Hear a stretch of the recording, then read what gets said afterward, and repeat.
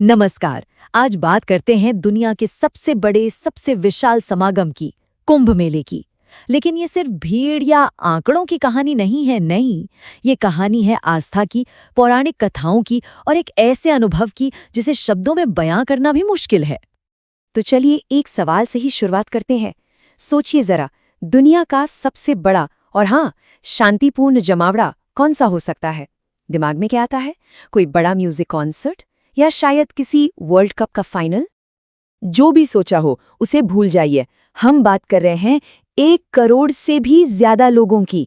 जी हाँ, 1 करोड़ से भी ज्यादा। और ये तो बस एक आंकड़ा है।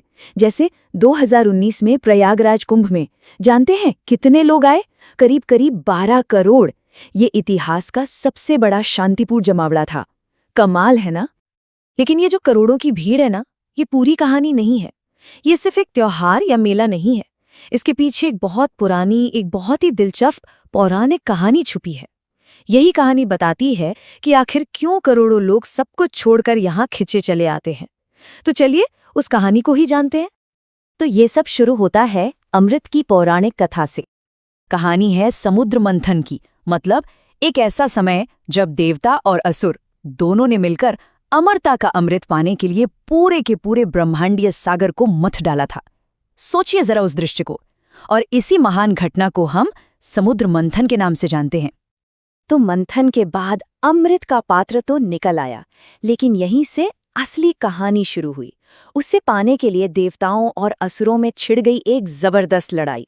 और उस कीमती अमृत को असुरों से बचाने के लिए देवराज इंद्र के बेटे जयंत उस पात्र को लेकर भागे। और ये कोई छोटी मोटी दौड़ नहीं थी। पूरे 12 दिव्य दिनों तक स्वर्ग में ये भागदौड़ चलती रही। और इसी खींचतान में उस अमृत की 4 बूंदें छलककर सीधी धरती पर आ गिरी। और बस यहीं पर पौराणिक कथा हमारी असली दुनिया से जुड़ जाती है। वो 4 बूंदें बनी 4 पवित्र स्थान, और वो 12 दिन की दौड़ बन गई एक खास समय का चक्र। अब जरा समय का हिसाब किताब देखिए, बड़ा दिलचस्प है। देवताओं के वो जो 12 दिन थे ना, वो हम इंसानों के 12 सालों के बराबर माने जाते हैं। और बस यही वजह है कि महाकुंभ मेला हर 12 साल में उन्हीं पवित्र जगहों पर लगता है, ठीक उसी दिव्य घटना की याद में। तो आखिर ये 4 जगहें हैं कौन सी? पहली है प्रयागराज, जहां गंगा, यमुना और सरस्वती का संगम है। दूसरी हरिद्वार, मां गंगा के किनारे।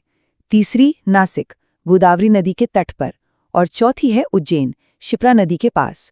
और इन सभी जगहों पर कुंभ तभी लगता है जब ग्रहों की चाल, मतलब सूर्य, चंद्रमा और बृहस्पति की स्थिति ठीक वैसी ही हो जाती है जैसी उस दिव्य दौड़ के वक्त थी।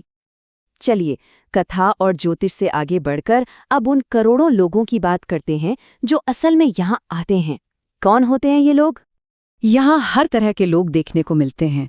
आम परिवार, बच्चे, बूढ़े, सब एक ही आस्था के धागे में बंधे हुए।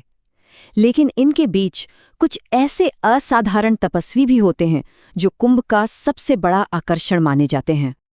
इनकी दुनिया भी बहुत अलग है। जैसे नागा साधु, जो शरीर पर सिर्फ भस्म लगाते हैं और कड़ाके की ठंड भी सह लेते हैं। फिर है ऊर्ध्व बाहुरस, जो कठोर तपस्या से अपने शरीर को साधते हैं। कुछ परिव्राजक हैं जो मौन व्रत धारण करते हैं। और शीर्षासिंस, जो घंटों तक सिर के बल खड़े होकर ध्यान लगाते हैं। और कल्पवासी तो पूरे महीने नदी किनारे रहकर ही दिन में 3 बार स्नान करते हैं। तो इन सभी लोगों के लिए, चाहे वो साधु हों या आम इंसान, इस मेले का जो सबसे बड़ा केंद्र है वो है पवित्र नदी में एक डुबकी। पर सवाल ये है कि आखिर इस एक डुबकी में ऐसा क्या खास है? देखिए, मान्यता ये है कि इस खास समय पर उस पवित्र नदी में स्नान करने से सारे पाप धुल जाते हैं। और सिर्फ इतना ही नहीं, इंसान को मोक्ष मिल सकता है, यानी जन्म और मृत्यु के इस चक्र से आज़ादी। तो ये सिर्फ शरीर की सफाई नहीं है, ये आत्मा की शुद्धि है। और इसके पीछे एक और गहरी वजह है। माना जाता है कि जब ग्रहों का ऐसा संयोग बनता है ना, तो नदी का पानी सूर्य, चंद्रमा और बृहस्पति से आने वाली एक पॉजिटिव कॉस्मिक एनर्जी से चार्ज हो जाता है। तो वो डुबकी लगाना एक तरह से उस दिव्य ऊर्जा को अपने अंदर समा लेने जैसा है। और हाँ, इन 4 पवित्र जगहों में भी एक जगह को सबसे ऊपर माना गया है। प्राचीन ग्रंथों में भी कहा गया है कि प्रयागराज तीर्थराज है, यानी सभी तीर्थों का राजा। ऐसा इसलिए क्योंकि यहाँ 3 पवित्र नदियों का संगम होता है, जो इसे आध्यात्मिक रूप से सबसे शक्तिशाली जगह बनाता है। तो ये सब जानने के बाद एक आखिरी सवाल मन में आता है। दुनिया भर से लोग अलग-अलग धर्मों और देशों